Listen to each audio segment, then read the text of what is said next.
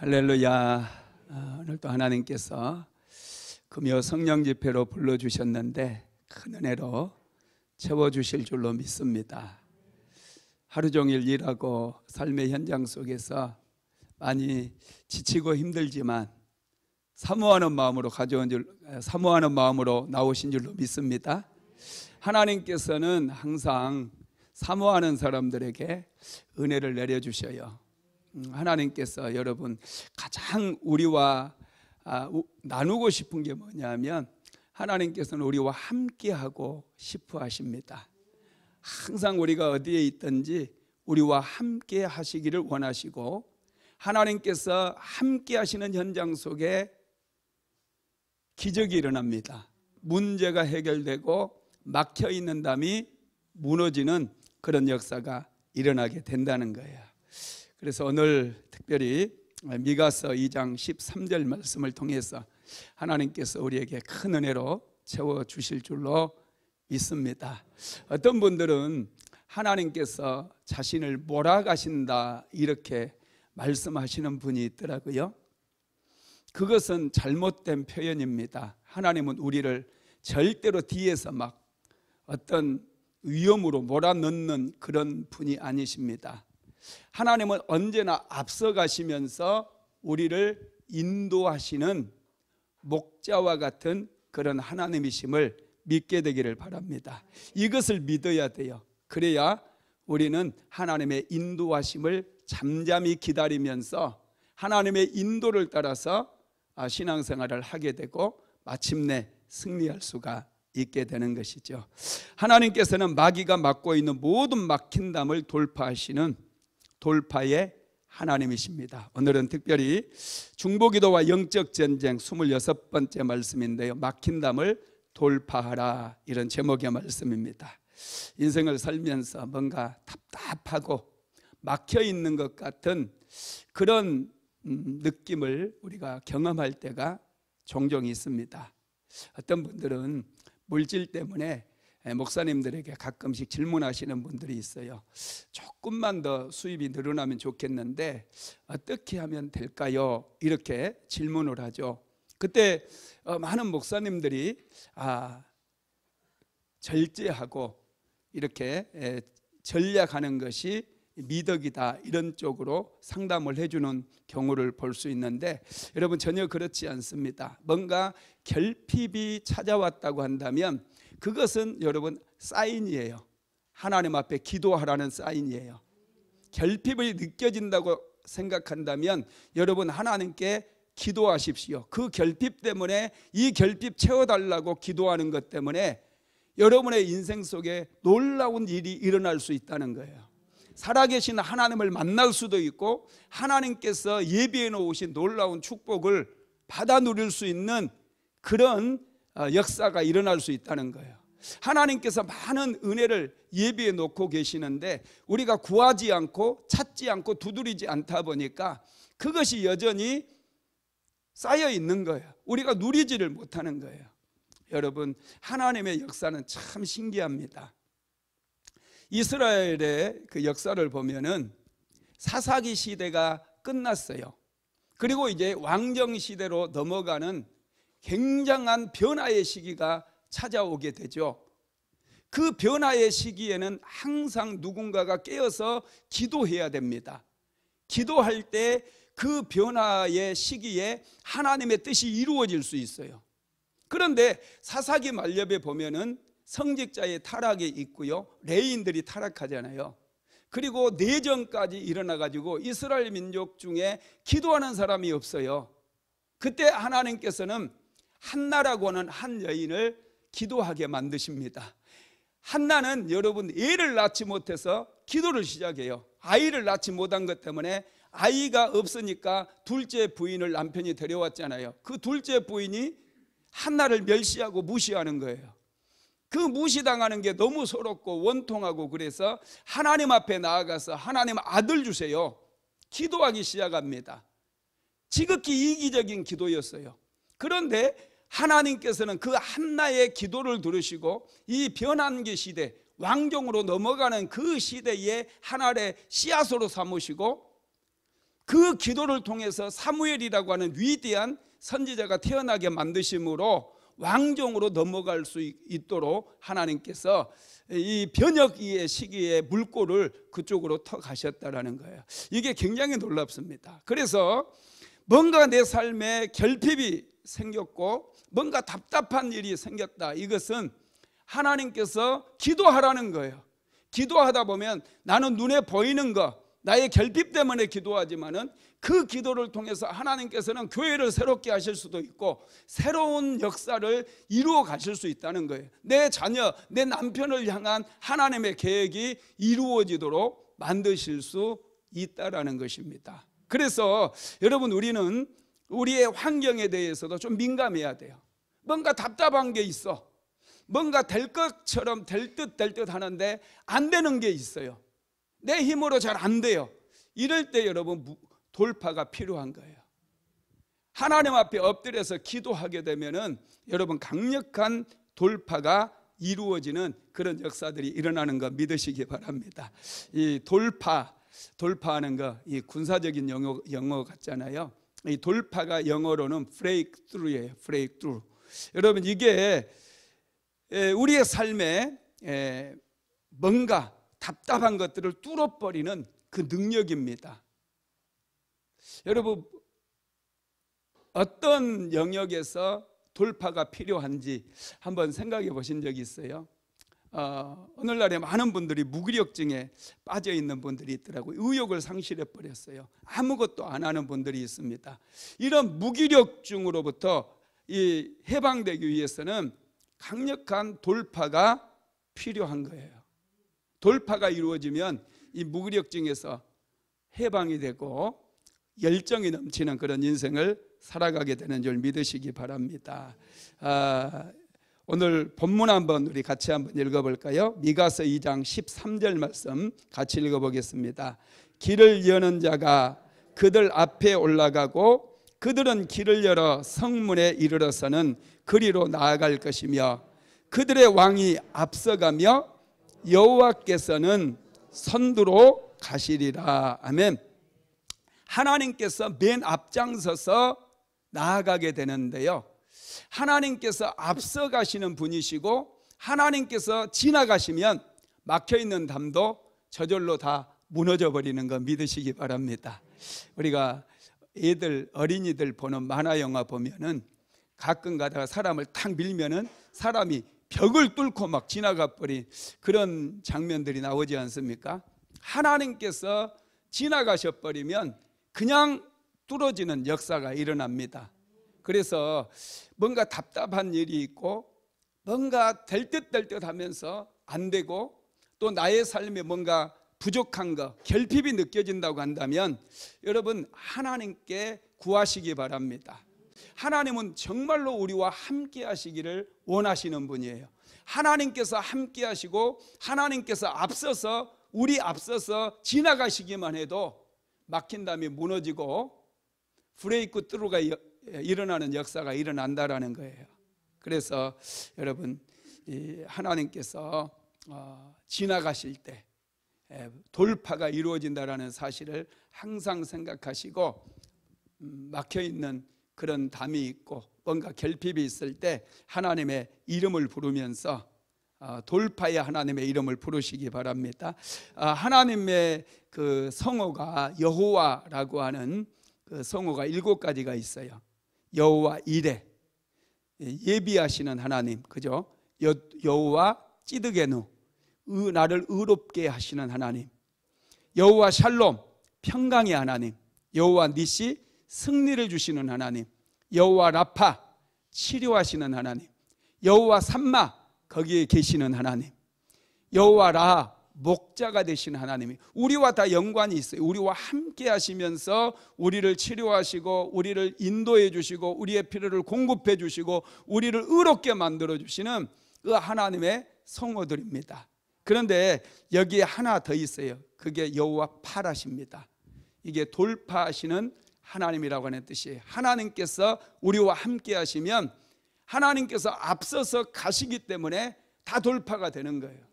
여러분, 우리가 우리 힘으로 뭔가 이루려고 하면 너무 힘들고 또 이 산이 막혀 있는 것 같고 그러면 산을 돌아가려고 한다거나 산을 넘어가야 되는데 이게 너무 힘들잖아요. 그럴 때 하나님께서는 산을 밀어버리고 지나가시는 그런 분이에요. 길을 내버리는 하나님이시라는 거예요. 그래서 저와 여러분은 이 여호와 파라세 하나님의 이름을 부르면서 하나님, 내 삶에 이 무거운 짐들이 다 돌파되게 하옵소서 기도해야 될 줄로 믿습니다. 여러분, 이 돌파가 이루어지면 하늘의 문이 열려지고 하늘의 신령한 복이 우리의 삶 속에 부어진다는 거예요. 이 다윗, 여러분 다윗을 잘 아시죠? 이 다윗이 소년 시절 17살의 나이에 골리앗과의 싸움에서 승리를 거둡니다. 물맷돌 하나도 골리앗을 쓰러뜨려 버려요. 그리고 골리앗의 칼을 빼가지고 골리앗의 머리를 쳐버립니다. 그리고 여러분, 그 이후에 다윗이 이 골리앗의 머리를 가지고 어디로 가게 되죠? 어디로 가느냐 한번 읽어봅시다. 사무엘상 17장 54절 말씀 한번 같이 읽어봅시다. 다윗은 그 블레셋 사람의 머리를 예루살렘으로 가져가고 갑주는 자기 장막에 두니라. 아멘. 사무엘상 17장 54절입니다. 예, 거기 나오지 않았네요. 이 다윗은 블레셋 사람의 머리를 예루살렘으로 가져가고 그랬어요. 다윗이 블레셋 사람 이 골리앗의 머리를 예루살렘으로 가지고 갔다는 거예요. 여러분, 이게 좀 신기하지 않습니까? 왜 다윗이 골리앗의 머리를 예루살렘으로 가지고 갔느냐? 이 예루살렘은 가나안 7족속 가운데 여부수 족속이 살고 있었던 지역인데 다윗 시대까지 그곳에 살고 있었어요. 하나님께서는 분명히 출애굽했던 이스라엘 백성들에게 가나안의 7족속을 전부 다 진멸하고 가나안 땅에서 쫓아내라고 그랬는데 여부수 족속은 그곳에 여전히 기세등등하게 버티고 있었다는 거예요. 여부수 족속을 그들이 쫓아내지를 못했다는 것입니다. 다윗은 그것을 알았어요. 이 여부수 족속들이 살고 있는 예루살렘을 내가 반드시 돌파해야 하나님의 은혜가 이 땅에 임하게 될 거라는 것을 다윗은 알았습니다. 그래서 그 소년 다윗이 블레셋 사람 골리앗과 같은 거인의 머리를 베고 그 머리를 예루살렘 성벽에 딱 못을 박는 거예요. 걸어 붙이는 거예요. 그러면서 자신이 반드시 이 예루살렘 성을 돌파하겠다 그렇게 선포하고 자기 집으로 돌아가게 되었다는 거예요. 그래서 나중에 여러분 다윗이 왕이 오르자마자 제일 먼저 했던 일이 뭐냐면 예루살렘 성을 돌파하는 거예요. 여부수 사람들이 여전히 다윗이 왕위에 올라 있음에도 불구하고 여부수 족속들은 여전히 예루살렘 도성에 살고 있었습니다. 왜냐하면 그 정도로 예루살렘이 천혜의 요새였기 때문에 아무나 쉽게 올라가서 여리고성을 이 예루살렘을 함락시킬 수가 없었어요. 예루살렘이 그 정도로 요새였습니다. 그래서 다윗은 이제 왕이 되고 나서 바로 예루살렘 성으로 가가지고 이 예루살렘 성을 돌파하는 사람에게는 자기의 최고의 군대 사령관에 임명하겠다라고 장군들을 독려를 하게 됩니다. 한번 사무엘하 5장 6절에서 7절 말씀 같이 한번 읽어봅시다. 왕과 그의 부하들이 예루살렘으로 가서 그 땅 주민 여부수 사람을 치려하매 그 사람들이 다윗에게 이르되 내가 결코 이리로 들어오지 못하리라. 맹인과 다리 저는 자라도 너를 물리치리라 하니 그들 생각에는 다윗이 이리로 들어오지 못하리라 함이나 다윗이 시온 산성을 빼앗았으니 이는 다윗 성이더라. 아멘. 이 예루살렘이 얼마나 참 기가 막힌 천혜의 요새였던지 장인이나 맹인이나 장애인들이 지켜도 이스라엘의 군대를 막을 수 있다 이렇게 얘기를 하는 거예요. 여부수 족속들이 그 정도로 천혜의 요새였기 때문에 아무나 예루살렘을 점령할 수가 없는 거예요. 그런 예루살렘 성을 점령하는 자에게는 나의 최고의 군사령관을 맡겨주겠다. 다윗이 그렇게 얘기를 합니다. 그때 다윗에게는 많은 장군들이 있었어요. 다윗에게 가장 용맹스러운 장군이 세 사람이 있었습니다. 이 세 사람이 누구였느냐 하면은 이 세 사람 중에 한 사람이 아디노라고 하는 장군인데요. 이 아디노가 어떤 사람이냐면 블레셋 용사 800명을 죽였던 용장입니다. 이 사무엘하 23장 8절 말씀 한번 같이 읽어봅시다. 다윗의 용사들의 이름은 이러하니라. 다그몬 사람 요셉 바세벳이라고도 하고 에센 사람 아디노라고도 하는 자는 군 지휘관의 두목이라. 그가 단번에 800명을 쳐 죽였더라. 이 아디노라고 하는 장군은 정말로 이 싸움을 잘했던 장군이어서 다윗 유하에서 이 아디노라고 하는 장군 한 사람이 나가서 블레셋 사람 800명을 물리치고 죽였던 그런 대단한 장군이었어요. 이런 장군이 있었고요. 또 두 번째 장군이 누구였냐면 엘르아살이라고 하는 장군이 있습니다. 자, 사무엘하 23장 9절에서 10절까지 한번 읽어볼까요? 시작. 그 다음은 아우아 사람 도대의 아들 엘르아살이니 다윗과 함께한 세 용사 중에 한 사람이라.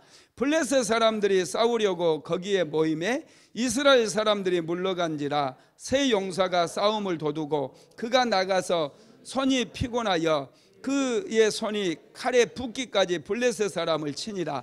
그날에 여호와께서 크게 이기게 하셨으므로 백성들은 돌아와 그 애들을 따라가며 노력할 뿐이었더라. 아멘. 이 블레셋과의 싸움에서 세 용사가 앞서가서 싸우게 되는데 특별히 이 엘르아살이라고 하는 장군은 그의 손이 칼에 붙어버렸다는 거예요. 얼마나 이 칼놀림이 빠르게 이 블레셋 군대들을 다 진멸해버렸던지 손과 이 칼이 한 몸이 되어서 막 빠르게 움직였다, 그런 말입니다. 그리고 세 번째 장군이 삼마라고 하는 장군이 있어요. 사무엘하 23장 11절로 12절 한번 읽어봅시다. 그 다음은 하랄 사람 아게의 아들 삼마라. 블레셋 사람들이 사기가 올라 거기 녹두나무가 가득한 한쪽 밭에 모임에 백성들은 블레셋 사람 앞에서 도망하되 그는 그 밭 가운데 서서 막아 블레셋 사람을 친지라. 여호와께서 큰 구원을 이루시니라. 아멘. 블레셋 사람이 막 엄청 사기가 올라와 가지고 지금 이스라엘의 군대를 추격해 오는 그런 과정이에요. 그리고 녹두나무 있는 한 그 밭에 모여 가지고 블레셋 사람들이 한꺼번에 팍 밀려오니까 이 산마를 따르던 이스라엘의 병사들이 다 도망가 버립니다. 무서워 가지고. 그런데 산마 혼자서 밭 기퉁이에 서 가지고 자기에게 덤벼드는 모든 블레셋 군대들 다 막아서 가지고 다 진멸해 버렸다는 거예요. 이렇게 대단한 용사 세 사람이 이 다윗의 신복들이었고 다윗의 장군 중에 최고의 용사들이었습니다. 뿐만 아니라 또 다윗에게는 이 아비새라고 하는 장군이 있었잖아요. 이 아비새는 블레셋 용사 300명을 죽였던 사람이 혼자서. 그리고 모아방의 아들을 죽였던 이 브나야라고 하는 탁월한 장수가 있었어요. 다윗에게는 그래서 3명의 장수뿐만 아니라 이 2명의 이 아비새를 비롯해서 브나야라고 하는 이런 탁월한 장수들이 무려 5명이나 있었거든요. 그런데 이 예루살렘 성을 돌파했던 그 장군은 누구냐 하면 요압이라고 하는 장군이에요. 요압은 원래 군 출신이 아니거든요. 그런데 요압이 이 예루살렘 성을 돌파하는데 혁혁한 공을 세우는데 이 어떻게 해가지고 예루살렘 성을 돌파를 했을까? 학자들도 굉장히 이게 궁금하니까 이걸 연구를 하잖아요. 예루살렘 밖에 있는 이 기온 샘터라고 하는 샘터가 있는데 이 기온 샘터에서 물이 이제 지하 수로를 통해 가지고 예루살렘 성으로 이렇게 물이 들어가는데 그 수로를 통해서 잠수부처럼 마치 수로를 통해 가지고 잠수부처럼 이렇게 그을이 들어가는 거예요. 그래 가지고 예루살렘에 있는 샘으로 나와 가지고 예루살렘 성문을 열어서 군인들이 예루살렘 성문에 들어오게 함으로 예루살렘 성을 무너뜨리게 됩니다. 그래서 여러분 요압이 예루살렘 성을 돌파했기 때문에 요압 장군이 이제는 이스라엘의 최고 군사령관에 오르게 되고 다윗의 최측근 장군이 될 수가 있었다라는 것입니다. 여러분, 이렇게 다윗 왕 시대에 많은 나라들을 다 점령하게 되고 주변의 국가들을 다 아우르고 또 주변의 많은 민족들에게 조공을 받게 되는데, 그리고 다윗의 시대에 이스라엘의 영토가 나일강에서부터 유프라테스강 지역까지 확장되게 되어지는데, 그렇게 될 수 있었던 게 예루살렘을 돌파했을 때 하나님께서 은혜를 주셔가지고 그렇게 지경이 넓혀지게 되었다는 거예요. 아주 작은 것 같아요. 아주 작은 것 같은데 이게 돌파가 되느냐 돌파가 되지 않느냐에 따라서 인생의 크기가 달라져 버린다는 거예요. 우리의 삶에도 우리가 돌파해야 될 부분들이 있는데 아주 작은 거예요. 이게 게으른 습관일 수도 있고 거짓말을 하는 습관일 수도 있고 무기력증에 빠져 있는 경우일 수도 있고, 이런 것들을 우리가 하나님의 은혜로 돌파를 하게 되면은 우리의 삶의 크기가 어마어마하게 확장돼 버리는 그런 역사가 일어나게 된다라는 것입니다. 돌파가 되면요, 여러분, 하늘의 문이 열린다고 그랬잖아요. 하늘의 문이 열리면 변화가 시작이 됩니다. 먼저는 사람이 변화되고 자녀들도 변화되고 남편도 변화되고 아내도 변화되는 역사가 일어나고, 그 다음에 두 번째는 환경의 변화가 일어나요. 안 되던 일들이 막 되기 시작합니다. 그렇게 장사가 안 됐던 사업장이 뭐 너무 잘 돼가지고 호황으로, 여러분, 경제적인 위기가 찾아와도 너무 걱정하지 마세요. 돌파하면요 신기하게 사람들이 몰려와요. 되는 역사가 일어나게 된다라는 것입니다. 그래서 저와 여러분 오늘 이제 돌파에 대한 전략을 좀 배울 테인데, 어떻게 하면 우리가 뭔가 이 돌파가 필요한 부분, 이걸 먼저 깨달아야 되거든요. 이걸 알고 이것을 돌파해 버려야 돼요.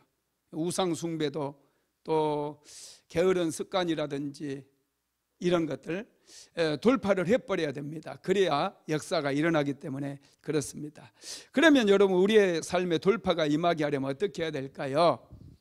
돌파할 수 있는 근원은 여러분 항상 십자가입니다. 예수님의 십자가에서 돌파의 능력이 나오고 돌파의 힘이 나온다는 거예요. 그래서 우리가 돌파를 경험하기 위해서는 예수 그리스도의 십자가를 의지해야 돼요. 여러분, 제가 전에도 몇 번 말씀을 드렸는데, 예수님께서 십자가에서 못 박혀 죽으실 때에 신적 교환이 일어났다, 그런 말씀 제가 드렸죠. 신적 교환이 일어났다라고 하는 것은 뭐냐면, 내 안에 있는 그런 연약함을 예수님께서 가져가시고 예수님 안에 있는 강함으로 나에게 채워주셨다는 거예요. 내 안에 있는 상처 예수님께서 다 가져가시고 예수님 안에 있는 건강함으로 채워주셨다는 거예요. 내 안에 있는 모든 저주를 예수님께서 가져가시고 예수님 안에 있는 모든 축복과 좋은 것들을 나에게 채워주셨다는 거예요. 그게 여러분 십자가 위에서 이루어진 신적 교환입니다. 나의 가난을 예수님께서 가져가시고 예수님 안에 있는 부요함으로 내 삶에 채워주시는, 이것을 믿어야 됩니다. 이게 굉장히 중요해요. 신적 교환이 이루어졌다라고 하는 사실을 우리가 믿음으로 이제 우리의 삶에 찾아온 견고한 진들이라든지 아무리 노력해도 안 되는 이런 것들을 돌파해 나갈 때, 여러분 이제 하나하나 예수님께서 신적 교환에서 나에 있는 모든 저주들 다 가져가시고 예수님 안에 있는 축복을 주셨다라고 하는 그런 전제하에서 하나하나 돌파의 역사가 일어나게 된다는 거 믿으시기 바랍니다. 돌파에는 9가지 전략이 있는데요. 첫째가 예배입니다. 여러분, 우리가 드리는 예배가 여러분 얼마나 강력한 능력이 있는 줄 아십니까? 예배는 굉장한 능력이 있어요. 예배 그래서 잘 드려야 돼요. 예배 습관적으로 나와서 예배 드리지 마시고 항상 예배를 기대하고 사모하는 마음으로 나와서 신령과 진정으로 예배하시기 바랍니다. 어떤 분들은 찬양할 때도 입을 꾹 다물고 있는 분들이 있어요. 그렇게 예배 드릴 바에 왜 예배 나오는지 모르겠어요. 열정적으로 하나님을 예배하게 되기를 바랍니다. 창세기 22장에 보면은 아브라함에게 하나님께서 모리아산에 내 독자 이삭을 데리고 가서 번제로 드려라 이렇게 말씀하시는 장면이 나오죠. 예배를 드리라는 거예요. 예배를. 여러분, 아브라함은 그 말씀에 순종을 합니다. 독자 이삭을 사라와 상의하지 않고 모리아산으로 데리고 가요. 이삭을 잡아서 하나님께 번제를 드리려고 했을 때 하나님께서 이삭을 살려주시고 대신에 준비하신 순양을 주심으로 그곳에서 예배의 제단을 쌓게 만들어요. 그런데 놀라운 사실은 그때를 기점으로 해가지고 아브라함의 인생의 강력한 돌파가 이루어지게 된다는 것이죠. 자, 창세기 22장 16절로 18절 한번 읽어봅시다. 이르시되 여호와께서 이르시기를 내가 나를 가리켜 맹세하노니 내가 이같이 행하여 내 아들 독자 이삭도 아끼지 아니하였은즉 내가 내게 큰 복을 주고 내 씨가 크게 번성하여 하늘의 별과 같고 바닷가의 모래와 같게 하리니 내 씨가 그 대적의 성문을 차지하리라. 또 내 씨로 말미암아 천하 만민이 복을 받으리니 이는 내가 나의 말을 준행하였음이니라 하셨다 하니라. 아멘. 여기서 내 씨가 그 대적의 성문을 차지한다는 거예요. 원수의 성문을 차지한다는 거. 이거 굉장히 놀라운 말씀이거든요. 대적의 성문을 차지하리라 그러면서 내 씨로 말미암아 천하 만민이 복을 받게 될 것이다. 이렇게 말씀하고 있는 거예요. 이 아브라함의 이 예배를 통해서 하나님께서 그 예배를 기쁘게 받으시고 예배를 통해서 강력한 돌파가 이루어지게 만들어 주신 거예요. 그래서 대적의 성문을 차지하게 만들고 모든 백성들이 아브라함을 통해서 복을 받게 만들어 주셨다라는 것이죠. 여러분, 이 아브라함의 생애를 보면은요, 아브라함은 어디를 가든지 예배 제단을 쌓습니다. 정말 아브라함은 하나님께서 기뻐하시는 예배자였어요. 예배가 강력한 능력입니다. 여의도 순복음교회가 이제 어마어마하게 큰 교회가 되었고 세계 최고의 그런 교회로 성장한 배경에는 예배가 있습니다. 여의도 순복음교회는 옛날에 제가 다니고 그럴 때 1년 365일 예배가 있었어요. 밤에도 예배가 있었어요. 새벽 예배 빼고요, 밤에도 매일 가면 매일마다 예배가 있었어요. 그리고 초신자들을 이제 전도를 해오잖아요. 그러면 그 초신자 집에 가가지고 작정 예배라는 걸 드려요. 한 달 작정 예배 드리고 안 되면은 석 달 작정 예배 드리고, 이 작정 예배라고 이제 드리면서 사람들이 모여서 찬양하고 예배를 드리는데, 신기하게 그렇게 예배를 드리면은 그 가정에 질병이 치료되고 문제가 해결되고 남편이 직장을 얻게 되고 이런 일들이 많이 일어났습니다. 그래서 작정 예배는 그냥 기본으로 이렇게 많이 드리고, 그래서 이제 작정 예배 드린다 이런 말들이 거기서 나오게 되었거든요. 예배라고 하는 것은 여러분 이렇게 강력한 능력이 있어요. 예배를 통해서 돌파의 역사들이 일어납니다. 뭔가 일이 잘 안 풀리고 그러면은 옛날 시골에서는요, 집에 우환이 생기고 그러면 무당 데려다가 집에서 구댔어요. 우리 시골은 그랬습니다. 여러분들은 그런 거 못 보셨는지 모르겠지만 우리 시골에서는 무당 데려다가 집에서 막 구술했어요. 제가 몸이 좀 약해가지고 초등학교 다니고 그럴 때 많이 아팠었는데, 그때 우리 또 어머니가 무당 데려다가 구술한 걸 봤어요. 내가 얘기했잖아요. 식칼로 막 내 목을 찌르고. 하여튼 저도 깜짝 놀래기도 하고 또 하여튼 신기하기도 하고 그랬었는데, 하여튼 이 뭔가 일이 잘 안 풀려 누군가가 집에 아프고 우환이 있고 그러면은 꼭 무당을 데리고 와가지고 푸닥거리를 했습니다. 여러분, 이게 뭐냐면 우리가 하나님 앞에 예배드리는 예배를 모방하는 거예요. 마귀들은 모방의 기제입니다. 그 푸닥거리하는 게 자기들 나름대로는 예배거든요. 우상에게 예배 드리는 거예요. 귀신에게. 우리는 하나님께 예배를 드리는 거거든요. 하나님께서 예배 드릴 때 그 예배를 하나님께서 받으시고 우리의 문제라든지 우리 인생의 답답한 것들, 그런 것들 다 돌파해 주신다는 거 믿으시기 바랍니다. 두 번째로는 하나님의 말씀이에요. 말씀 굉장히 중요합니다. 자, 빌립보서 4장 1절 말씀 한번 같이 읽어봅시다. 내게 능력 주시는 자 안에서 내가 모든 것을 할 수 있느니라. 히브리서 4장 12절도 읽어봅시다. 하나님의 말씀은 살아있고 활력이 있어 좌우의 날선 어떤 검보다 예리하여 혼과 영과 및 관절과 골수를 찔러 쪼개기까지 하며 또 마음의 생각과 뜻을 판단하나니. 아멘. 하나님의 말씀이 살아있고 활력이 있어서 좌우의 날선 어떤 검보다도 예리하다는 거예요.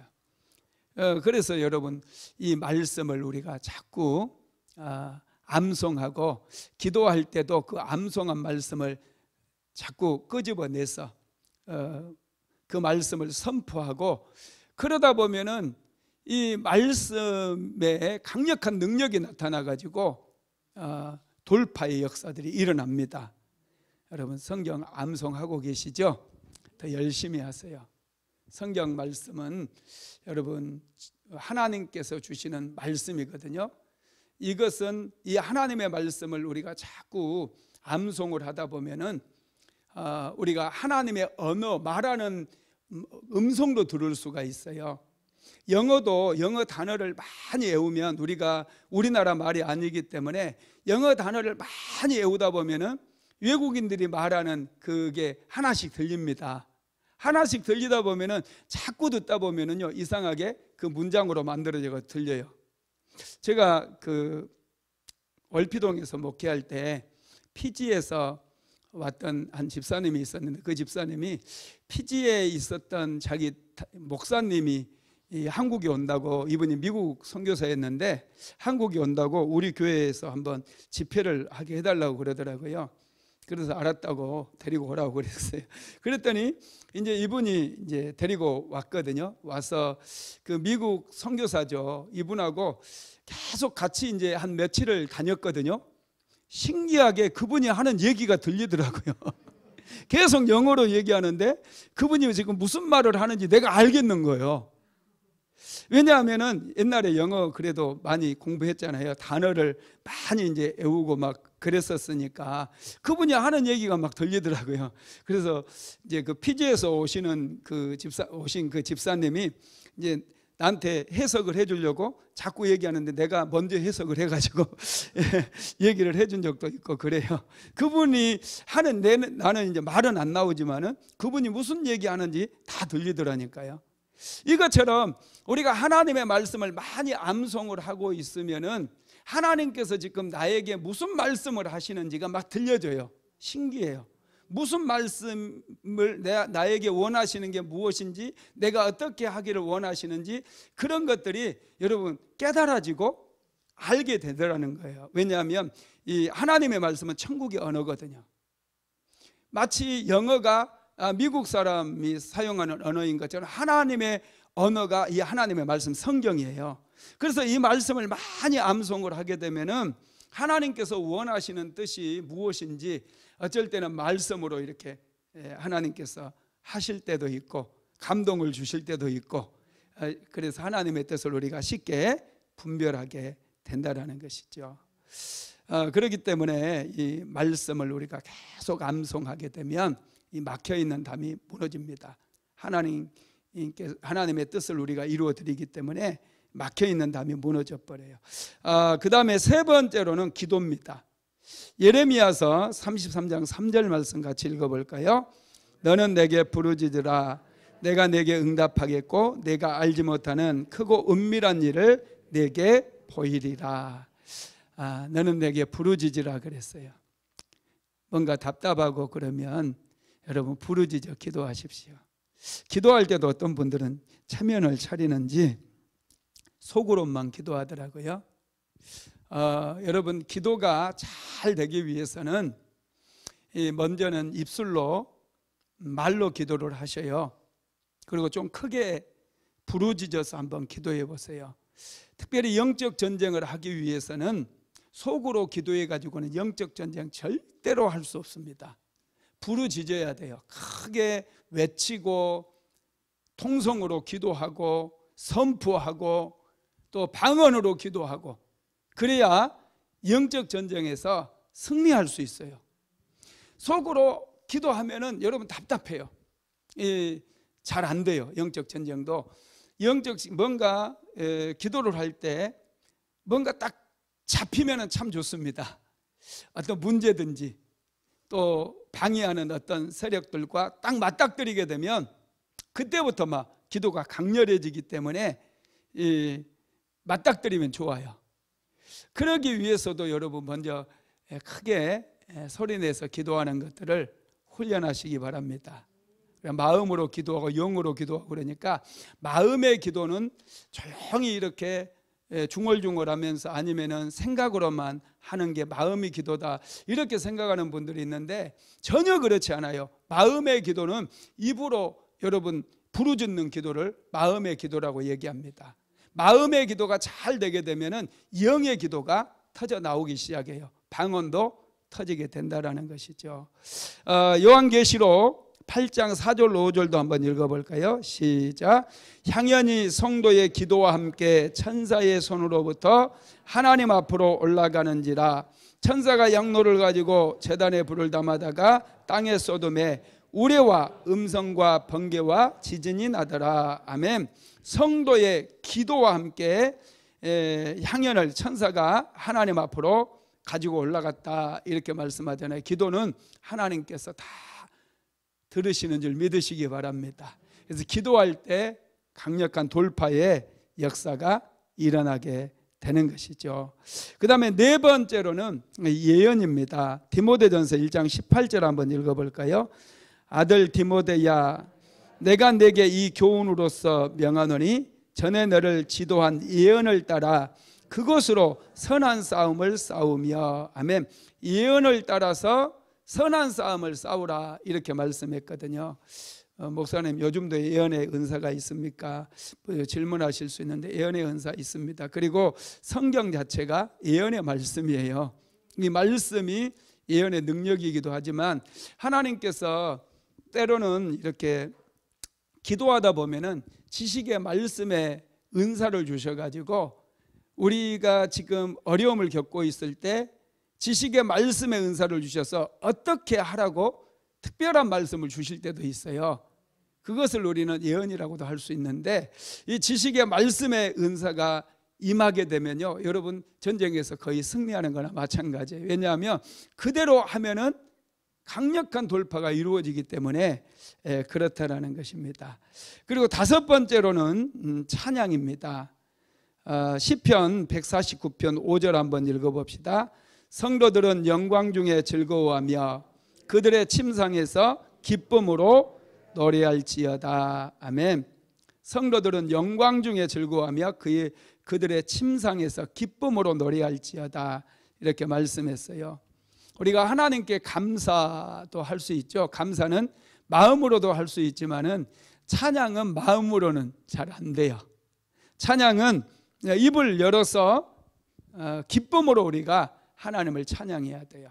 찬양에는 능력이 있다는 말씀을 여러분에게도 많이 드렸었는데 사도행전 16장에도 보면 바울이 빌립보 감옥에 갇혔을 때 그곳에서 하나님을 찬양하거든요. 원망할 수밖에 없는 그런 상황이었지만은 깊은 감옥에서 밤에 하나님을 찬양을 해요. 그랬더니 갑자기 그곳에 지진이 일어나고 이 묶여있던 쇠사슬이 다 벗겨져 버리고 그곳에 나중에 간수가 여러분 그 모든 가족이 구원받는 그런 역사가 일어나잖아요. 감옥문이 열려버렸어요.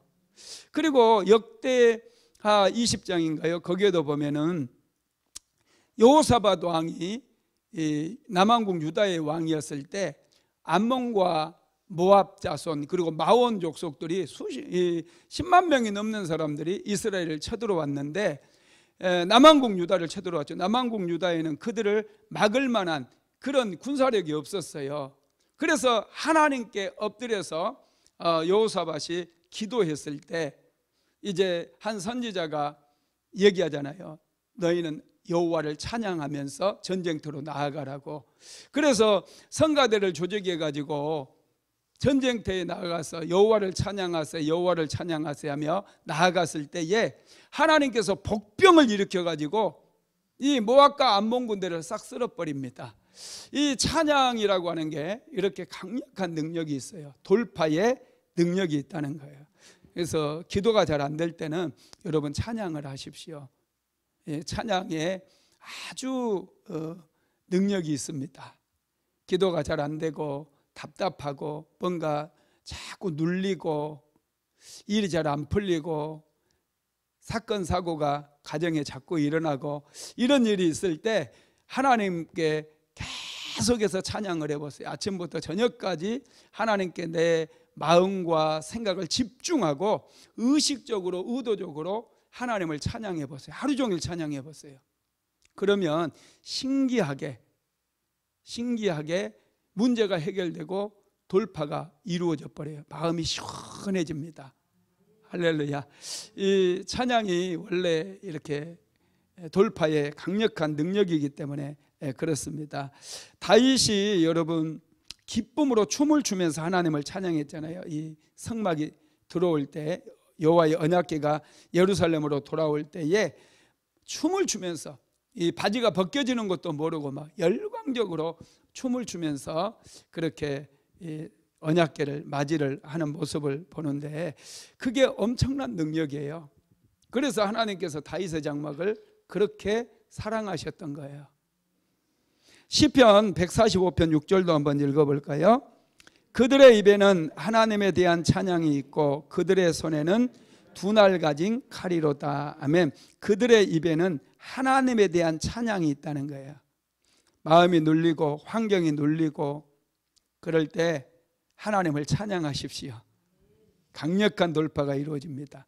좀 우울해지고 슬픈 일이 찾아오고 그래가지고 힘들 때 하나님을 찬양해 보세요.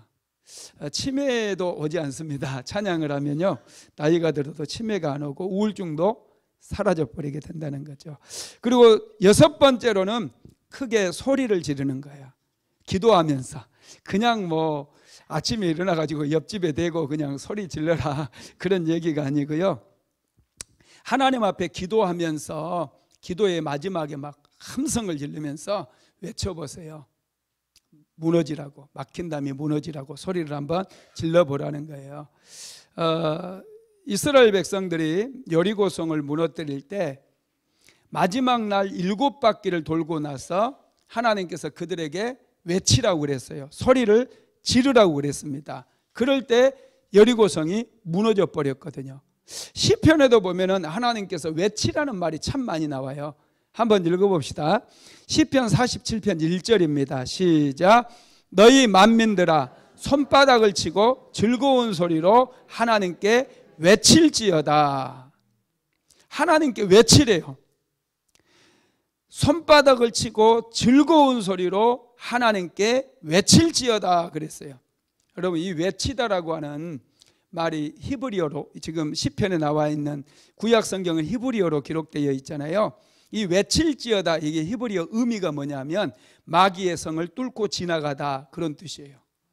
마귀의 성을 뚫고 지나가 버린대. 우리가 외치게 되면 그래서 여리고성을 돌고 마지막 날 마지막 바퀴를 돌고 나서 그들이 외쳤을 때 이 마귀의 성을 뚫고 지나가면서 여리고성이 완전히 무너져 버린 거예요. 그래서 기도하다가 때로는 막 어떤 분들 막 떠나가라 하고 막 외치기도 하고 무너져라 이렇게 외치기도 하는데 그게 여러분 성경적이라는 거예요. 저 사람 이상한 사람 아니야? 막 이렇게 생각하지 마시고 그럴 때는 같이 막 외치시기를 바랍니다. 그러면 역사가 일어납니다. 그 다음에 7번째로는 이 손바닥 치는 거, 박수 치는 거 이것도 돌파의 능력이에요. 자, 시편 47편 1절 한번 읽어봅시다. 너희 만민들아 손바닥을 치고 즐거운 소리로 하나님께 외칠지어다. 이 기도하다가 좀 답답하고 그럴 때 손바닥을 치면서 박수 치면서 기도하시기 바랍니다. 제가 이 손바닥을 치면서 기도하는 것은 어둠의 영들 뺨을 때리는 거다, 그런 말씀도 드린 적이 있는데 한번 해보세요. 이 강력한 기름 부음이 있습니다. 제가 전에 그 뜻모르고 당하는 고난, 그런 책이 있는데 그게 이제 레베카 브라운하고 바바라 요도라고 하는 목사님이 쓴 책인데요. 그 책에 보니까 바바라 요도 목사님이 부흥 집회에 가가지고 부흥 집회를 시작하려고 하는데 갑자기 전화 한 통이 왔어요. 어떤 전화가 왔느냐면 어떤 교회 사모님이 자살 시도를 했다는 거예요. 자살 시도를 했대요. 그러니 그 사모님을 위해서 중보기도 해주세요, 그런 요청입니다. 그래서 집회를 시작하려다 말고 거기에 모여있는 모든 성도들에게 지금 이런 어떤 목사님 사모님이 어둠의 영들에게 잡혀가지고 자살 시도를 했는데 하나님 저 사모님을 축복해 주세요, 하나님 어둠의 영들을 다 이제 도말해 주세요 하고 이제 어둠의 영들을 쫓아내는 그런 기도를 하는데 아무리 기도를 해도 기도가 이게 안 되더래요. 자꾸 미끄러지더래요. 그래서 안 되겠다 싶어가지고 그 성도들을 전부 데리고 밖으로 나갔대요. 밖으로 나가서 우리 손뼉 치면서 기도합시다. 손뼉 치면서. 그래가지고 이 손뼉 치면서 1시간 동안 손뼉을 치면서 막 기도를 했는데 그때 놀라운 일이 일어났습니다. 손뼉 치며 박수 치는 그곳에 모여 있는데요, 그 사람들에게서 귀신이 떠나가더래요. 악한 영들이 막 떠나가고, 그러니까 승리의 확신이 생겨가지고 이제 더 손뼉을 치면서 기도를 했는데 나중에 전화가 왔어요. 사모님 완전히 정상으로 회복되고 괜찮아졌다고 그렇게 전화가 왔답니다. 여러분, 박수 치는 것도 이게 아무것도 아닌 것 같잖아요. 그런데 이게 상당히 능력이 있어요. 기도할 때 박수도 치시면서 기도해도 됩니다. 8번째가 성령의 기름 부음입니다. 이 기름 부음은 아주 강력한 능력이죠. 사무엘상 2장 10절, 사무엘상 2장 10절 한번 같이 읽어봅시다. 여호와를 대적하는 자는 산산이 깨어질 것이라. 하늘에서 우레로 그들을 치시리로다. 여호와께서 땅끝까지 심판을 내리시고 자기 왕에게 힘을 주시며 자기의 기름 부음을 받은 자의 뿔을 높이시리로다. 아멘. 이 기름 부음을 받게 되면 여러분 돌파가 이루어지기 때문에 뿔이 높아져요. 뿔이 높아진다는 얘기는 신분이 높아진다는 얘기입니다. 이 기름 부음은 강력한 능력이고요, 모든 멍에가 부러져 버려요. 이사야서 10장 27절 한번 읽어봅시다. 그날에 그의 무거운 짐이 내 어깨에서 떠나고 그의 멍에가 내 목에서 벗어지되 기름진 까닭에 멍에가 부러지리라. 아멘. 무거운 짐이 내 어깨에서 떠나고 멍에가 내 목에서 벗어지되 기름진 까닭에 멍에가 부러지리라 그랬어요. 여러분, 멍에가 소에 이렇게 매이지잖아요. 그러면 소는 이 멍에로 인해서 무거운 짐을 지고 가야 되고 쟁기질을 하든지 그렇게 해야만 되거든요. 그런데 기름 부음이 임하니까 멍에가 부러져 버린대요. 멍에가 부러진다는 것은 강력한 돌파가 이루어졌다라는 거예요. 가난의 멍에, 질병의 멍에, 우리 그런 얘기 많이 하죠. 실패의 멍에.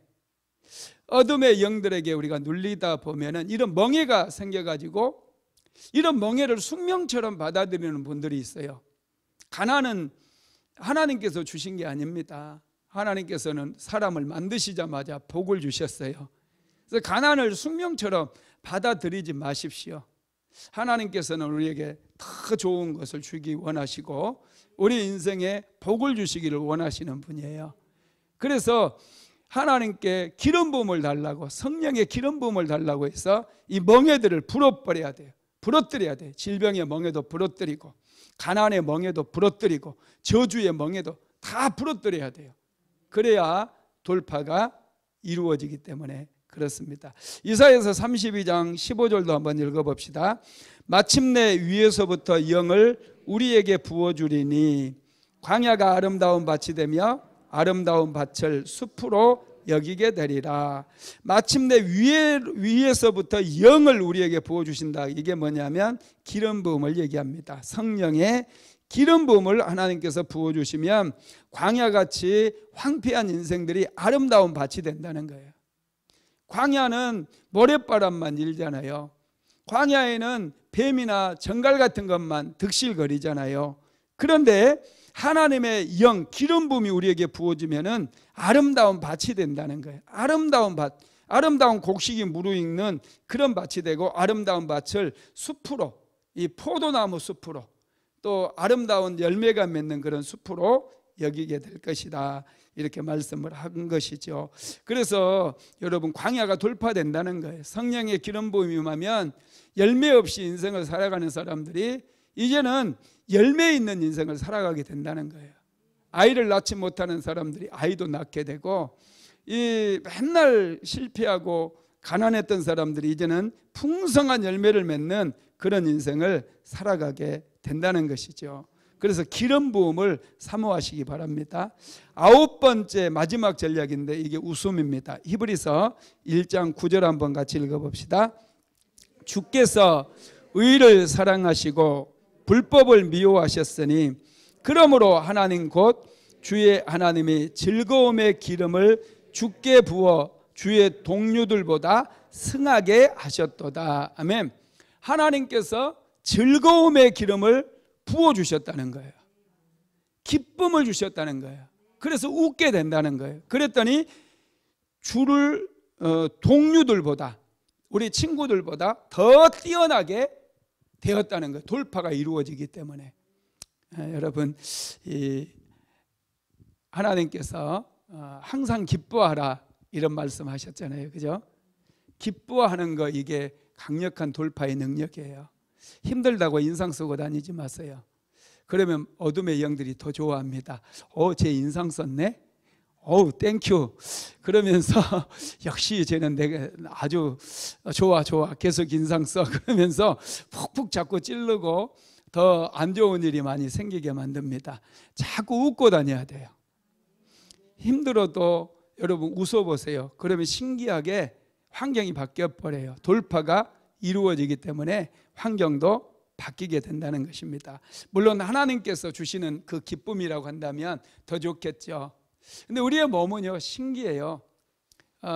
여러분, 울 때 대부분의 사람들이요, 몸을 쫙 펴고 우는 사람이 별로 없어요. 울 때는 항상 이렇게 숙이고 엎드리고 그렇잖아요. 이불 뒤집어 쓰고.